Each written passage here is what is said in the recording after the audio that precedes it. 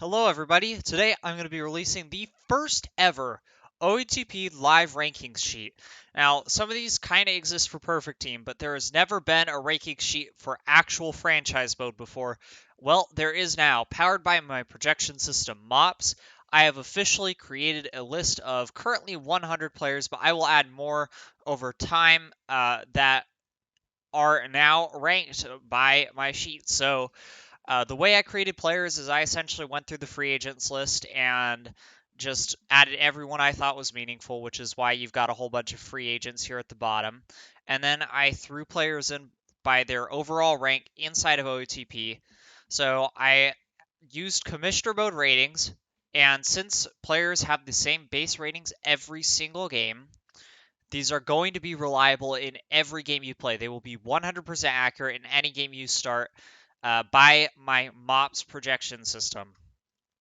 So you can see pretty interesting breakdowns of your players too. Now, obviously, we've got the just comprehensive list, which currently has Francisco Lindor sitting at the top as the best player in the game, followed by Fernando Tatis Jr., Mookie Betts, Matt Chapman, Ronald Acuna, Juan Soto, and on down the list. So it gives you the team name, which also conveniently comes with a cool color for that team. The position that player plays, which is the position that they are eligible at, best trained at, and work best at in OOTP Live starts. They have to be 100% trained to qualify at their position.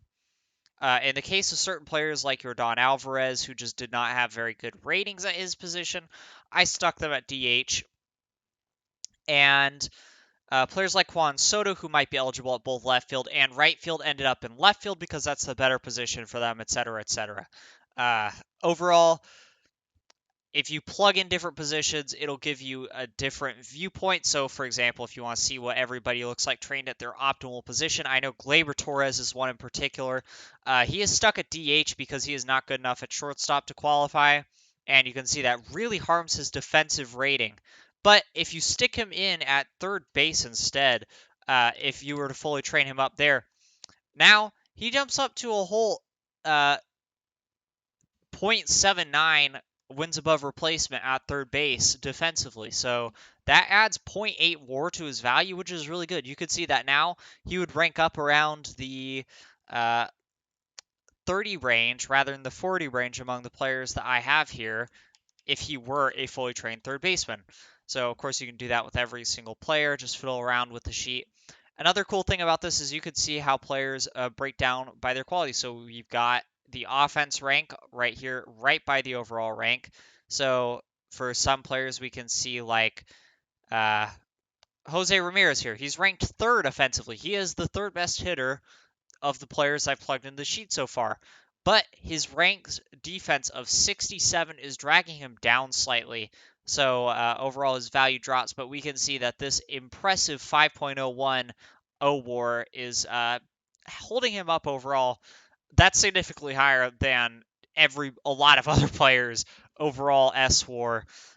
So yeah, it's impressive for Ramirez, but you could see that with other players. So, for example, Lindor, the number one ranked player, he's only 20th offensively, but he is second in defense behind only the greatest fielder in the game, Austin Hedges. And that really props up his value, placing him at a solid approximately 0.25 WAR higher than the second-ranked Fernando Tatis Jr.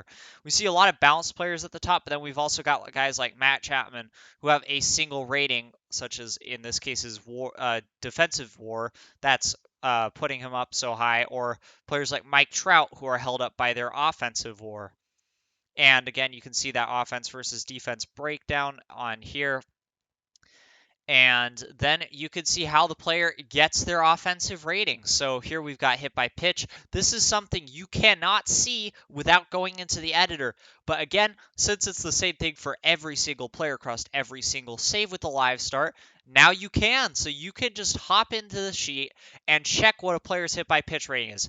And this actually does significantly affect your value, particularly for getting on base. So somebody like Randy Arozarena, who gets hit 19 times per 650 plate appearances, that's going to make a much bigger difference than somebody like, say, Bo Bichette, who only gets hit once. So while Bo Bichette might look like a better hitter on the surface, once you consider the hit by pitch differences, that kind of makes a Rosarena a more appealing player overall. And then we got strikeouts again over the same period of time. This is going to give you an idea of how often players are going to strike out. So you could get an idea of the breakdown of where this person's value is coming from. Are they the type of player that's getting by on higher BABIP? Well, are they hitting a lot of singles without striking out much, or while striking out much, or hitting very few home runs? Are they potentially the type of player that's getting by on their power, as we see here with guys like Acuna? Are they players that are getting by with extra base hits, like Jose Iglesias, who's projected to have 57 doubles, which is just ridiculous? Are they going to avoid strikeout? Are they going to walk much? All that. And then you could see their slash line here: average on base percentage, slugging percentage, OPS. And then you've, of course, got your WAR value. So TO WAR is your offensive WAR value. This is how many wins above, marginal wins above replacement you get for your offensive production. We see here Mike Trout ranks first with an impressive 5.67, followed by Juan Soto a distance away at 5.28. And then third is Jose Ramirez, another huge drop off at 5.01. And then we have our defensive WAR, which is the D WAR stat here. It's, again, how many wins above the average fielder you are, or the replacement level fielder, rather, you are. So we've also got TWAA, which is wins above average. So that's basically the same thing, but for average fielders rather than replacement fielders. Now, I added modifiers based on your position to take into account positional value. So, for example, shortstops are much more difficult to play than first baseman.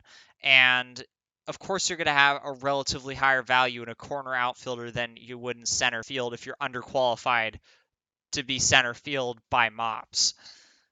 So we can see Hedges ranks number 1 in D-WAR here at almost 5. And then we've got Lindor at the top at 4.78, 0.2 lower, ranks number 2. Number 3, I believe, is Nolan Arenado here at 4.5. So you can do that.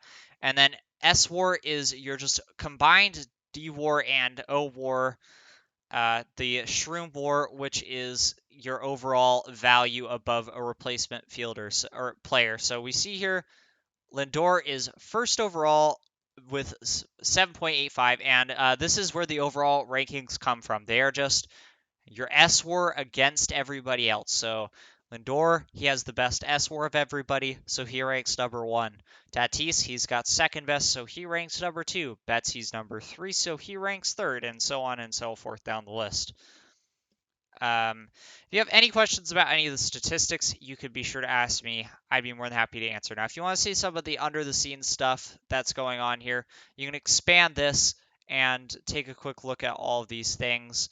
None of this is terribly important for you to get a good look at a player, except maybe the things right here. These are the rates that things are happening within the order of operations, so this will give you a true idea of how effective a player's BABIP is.